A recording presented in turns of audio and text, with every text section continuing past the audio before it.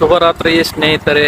ನೀವೇನಾದರೂ ಜೀವನದಲ್ಲಿ ಮುಂದೆ ಬರಬೇಕು ಅಂದ್ಕೊಂಡಿದ್ರಿ ಅಂತಂದ್ರೆ ಅವರು ಹಿಂಗಂದ್ರು ಇವ್ರು ಹಂಗಂದ್ರು ಅನ್ನೋದನ್ನ ಬಿಟ್ಟುಬಿಡಿ.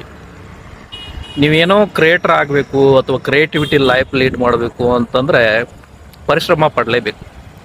ನಿಮ್ಗೆ ಗೊತ್ತಾ, ನಾನು ಎಡಿಟಿಂಗನ್ನು ಅಥವಾ ವಿಡಿಯೋ ಕ್ರಿಯೇಷನ್ ಮಾಡುವಾಗ ನಾನು ಕೂಡ ಎಂಜಾಯ್ ಮಾಡ್ಕೊಂಡು ಮಾಡ್ತೀನಿ. ಕಷ್ಟಪಟ್ಟು ನಾನು ವಿಡಿಯೋ ಮಾಡೋದಕ್ಕೆ ಹೋಗಲ್ಲ. ಎಂಜಾಯ್ ಮಾಡಿಕೊಂಡು ವಿಡಿಯೋಗಳನ್ನು ಮಾಡ್ತೀನಿ. ಮತ್ತಿನ್ನೊಂದು, ನಾವೆಲ್ಲ ಮೊದಲೇ ನೋಡಿರ್ತೀವಿ ಅದನ್ನು, ಏನು ಸಾಧಕ ಬಾಧಕಗಳು ಏನು ಅಂತ ಥರ ಇರುತ್ತದೆ. ಮತ್ತಿನ್ನೊಂದು, ಪ್ರಯತ್ನಿಸಿದೆ ಫಲ ಸಿಗ್ತದೆ.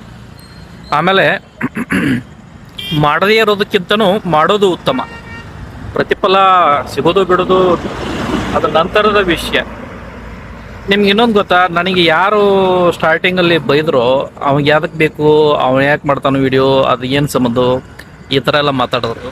ಬಟ್ ನಾನು 2009ರಿಂದ ಇದ್ದೀನಿ ಈ ಫೀಲ್ಡಲ್ಲಿ ಇದ್ದೀನಿ, ಕ್ರಿಯೇಟಿವ್ ಫೀಲ್ಡಲ್ಲಿ. ಅದು ಅವರಿಗೆ ಗೊತ್ತಿಲ್ಲ. ಗುರು ದೇಶಪಾಂಡೆ ಅವರ ಗರಡಿಯಲ್ಲಿ ಪಳಗಿದವರು ನಾವು, ಅವರು ನಮ್ಮ ಗುರುಗಳು. ಆಮೇಲೆ ಭಾಳ ಜನ ಇದ್ದಾರೆ ನಮಗೆ ಕೆಲಸದವರು. ಹೀಗಾಗಿ ನಾನು ಏನಿದೆ ವಿಡಿಯೋ ಮಾಡೋದು ಅಥವಾ ಕ್ರಿಯೇಟಿವ್ ಫೀಲ್ಡೇ ನಾನು ಏನಿದೆ ಅದ್ರ ಮೇಲೆ ಫೋಕಸ್ ಮಾಡ್ತೀನಿ. ಅವ್ರು ಹಿಂಗಿದ್ದಾರೆ, ಹಿಂಗಂತಾರೆ, ಯಾರೂ ಕೊಟ್ಟು ನಡೆಸೋದಿಲ್ಲ.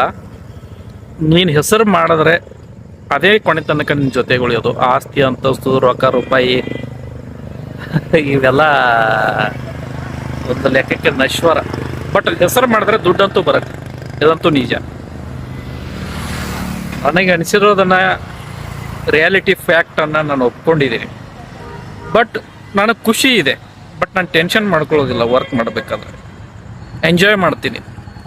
ನೀನು ಎಂಜಾಯ್ ಮಾಡಿದ್ರೆ ತಾನೇ ಬೇರೆಯವ್ರಿಗೆ ನೀನು ಸ್ಯಾಟಿಸ್ಫೈ ಮಾಡೋದಕ್ಕೆ ಸಾಧ್ಯ ಅಲ್ವಾ? ಮತ್ತಿನ್ನೊಂದು, ನನಗೆ ಮೊದಲು ಹಂಗೆ ಮಾತಾಡೋರು, ಈಗ ಅವರೇ ಕರೆದು ಮಾತಾಡಿಸ್ತಾ ಇದ್ರು. ಹೇಗಪ್ಪ, ಏನು ಆರಾಮಿದೆಯಾ, ಮಾಡ್ತಾ ಇದೀಯ, ನೋಡ್ತಾ ಇದ್ದೀನಿ ಎಲ್ಲ ಮಾತಾಡ್ತಾ ಇದ್ರು. ಬಟ್ ಅವ್ರು ಸ್ಟಾರ್ಟಿಂಗ್ ಅವ್ರ ಇಂಪ್ರೆಷನ್ ಬೇರೆ ಇತ್ತು. ಬಟ್ ನಾನು 2009ರಿಂದ ಇಲ್ಲಿವರೆಗೂ ಮಾಡ್ತಾ ಇದ್ದೀನಿ. ಬಟ್ ನಾನು ಮಿಡ್ಲಲ್ಲಿ ನಾನು ತಪ್ಪು ಮಾಡಿರೋದು ಏನಂದರೆ, ಕನ್ಸಿಸ್ಟೆನ್ಸಿ ಅನ್ನೋದನ್ನು ಉಳಿಸ್ಕೊಳ್ಳಿಲ್ಲ. ಅಲ್ಲಿ ನಾನು ತಪ್ಪು ಮಾಡಿದೆ ಅಷ್ಟೇ ಹೊರತಾಗಿ ಇನ್ನು ಎರಡನೇ ಚಾನ್ಸ್ ತೊಗೊಳ್ಳೋದಿಲ್ಲ. ನಾನು ಇನ್ನು ಮಾಡ್ತಾ ಇರ್ತೀನಿ. ಬೇಜಾರಾದರೆ ಮತ್ತೆ ಒಂದು 2 ವಿಡಿಯೋ ಜಾಸ್ತಿ ಮಾಡ್ತೀನಿ. ಶುಭರಾತ್ರಿ.